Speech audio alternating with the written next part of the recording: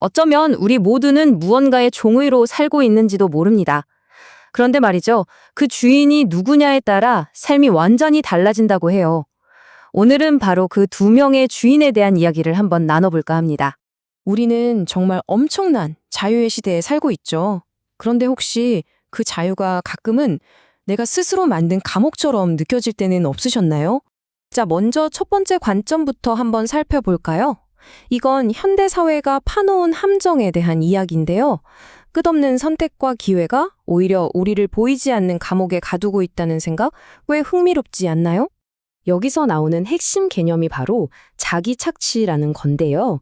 이게 뭐냐면 성과를 내라는 압박이 회사 상사나 외부에서 오는 게 아니라 바로 내 안에서, 나 자신에게서 비롯된다는 거죠. 이 보이지 않는 예속 상태는요, 보통 4단계를 거쳐서 우리를 잠식한다고 합니다. 처음에는 넌 뭐든지 할 수 있어, 이런 희망적인 메시지로 시작하죠. 근데 그게 결국에는 모든 에너지가 다 타버리는 이른바 번아웃으로 이어진다는 겁니다. 그러니까 여기서 정말 중요한 포인트는 이 현대적인 노예 상태라는 게 일종의 심리적인 덫이라는 거예요. 결국 우리는 우리 자신의 야망에 스스로 묶인 노예가 되어버리는 셈이죠.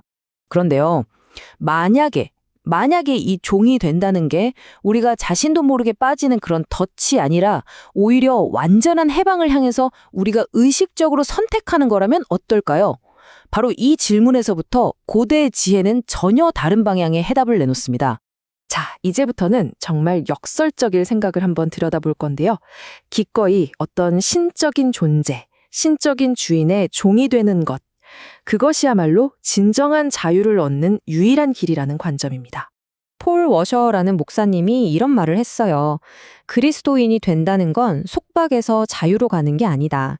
속박에서 또 다른 속박으로 가는 것이다. 단지 주인을 바꾸는 것일 뿐이다. 그러니까 잔인한 주인에게서 선한 주인에게로 옮겨간다는 거죠. 이 개념이 그냥 부수적인 게 절대 아니에요. 사도 바울을 보세요. 로마서 1장 1절. 편지를 시작하는 바로 그 첫 문장에서부터 자신을 예수 그리스도의 종이라고 소개하잖아요. 자신이 정체성 핵심에 이 개념을 두고 있는 거죠. 이 두 주인의 차이는 정말 하늘과 땅 차이입니다. 한쪽 주인은 손에 잡히지도 않는 신기루처럼 우리를 계속 지치게만 만들어요. 반면에 다른 쪽 주인은 명확한 목적을 주고 자비로운 권위로 우리를 이끈다고 이야기합니다. 그 차이가 정말 극명하죠? 그렇다면 이 신성한 종의 삶이라는 게 우리 일상에서는 구체적으로 어떤 모습으로 나타날까요? 여러 자료들을 보면 공통적으로 강조하는 게 있어요. 이건 차갑고 딱딱한 규칙을 그냥 따르는 게 아니라는 겁니다.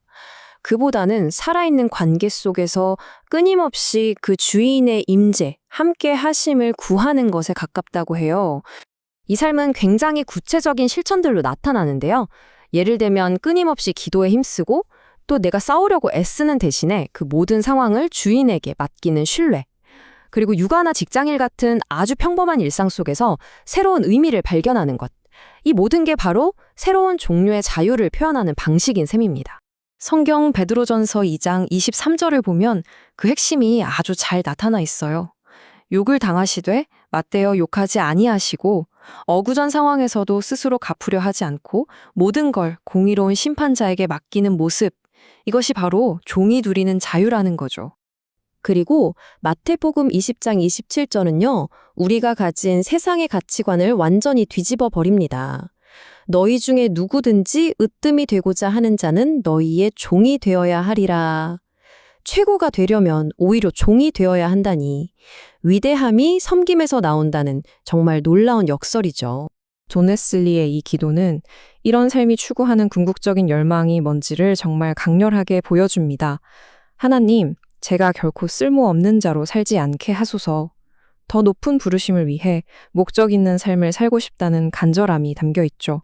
자, 이렇게 놓고 보니 우리는 근본적으로 다른 두 가지 길, 그러니까 아주 다른 형태의 두 가지 종의 삶 앞에 서게 됩니다. 한쪽 길의 끝에는 뭐가 있죠? 번아웃이 있습니다. 다른 길의 끝에는 영원한 의미가 있다고 하죠. 하나는 나 자신을 위한 끝없는 착취고 다른 하나는 더 큰 목적을 위한 의식적인 헌신입니다. 결국 선택은 이겁니다. 자유라는 이름으로 보장된 보이지 않는 감옥에 갇혀 살 것인가, 아니면 기꺼이 한 주인의 종이 됨으로써 진정한 해방을 누릴 것인가. 이것은 궁극적으로 당신의 에너지, 당신의 생각, 그리고 당신의 삶을 이끌어가는 주인이 누구인지에 대한 질문입니다.